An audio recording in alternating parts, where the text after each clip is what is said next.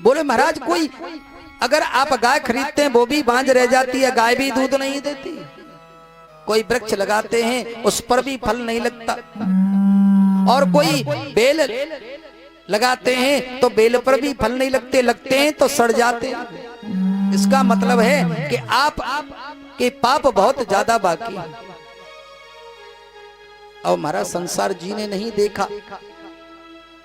आपने देखा होगा कि जिसके संतान नहीं होती है उसको लोग जीने नहीं देते। सुबह सुबह घर से निकले और महाराज सामने पड़ जाए, बोले ये और पड़ गया, ने संतान जाने कहां से। कोई विधवा माँ सामने पड़ जाए तो लोग उसका बुरा मानते हैं, बोले ये और पड़ गई, न जाने कहां से, आज जाने कैसा समय व्यतीत होगा। लेकिन मेरा अनुभव है महाराज कभी बुरा नहीं होता।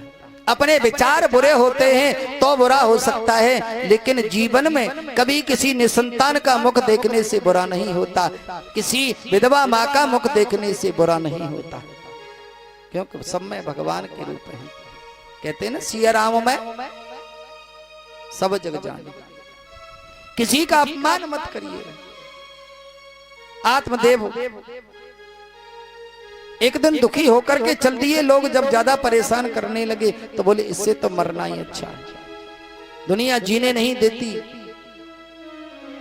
घने जंगल में पहुंचे, एक पत्थर पर बैठ करके एक नदी के किनारे रो रहे थे। उसी समय एक संत भगवान आए। रोते ब्राह्मण देवता आत्मदेव को पूछा कि हे ब्राह्मण देवता क्यों रो रहे हो, क्यों दुखी हो।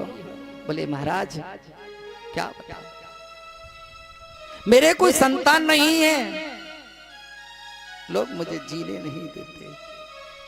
संत भगवान बोले पंडित जी अच्छी बात है कि आपके संतान नहीं है, क्योंकि अगर संतान होने से कल्याण हो जाए तो महाराज सूकर के 8-8 की संख्या में, 12-12 की संख्या में हो जाते हैं, कुकर के 8-8 की संख्या में हो जाते हैं। तो महाराज कुकर सूकर का सबसे पहले उद्धार हो जाना चाहिए। और महाराज सर्प के तो 100-100 की संख्या में भी हो जाते हैं, तो सर्प का सबसे पहले उद्धार हो जाना चाहिए। अगर संतान के होने से ही किसी का उद्धार हो जाए तो महाराज सर्प का या कुकर सूकर का सबसे पहले हो जाना चाहिए।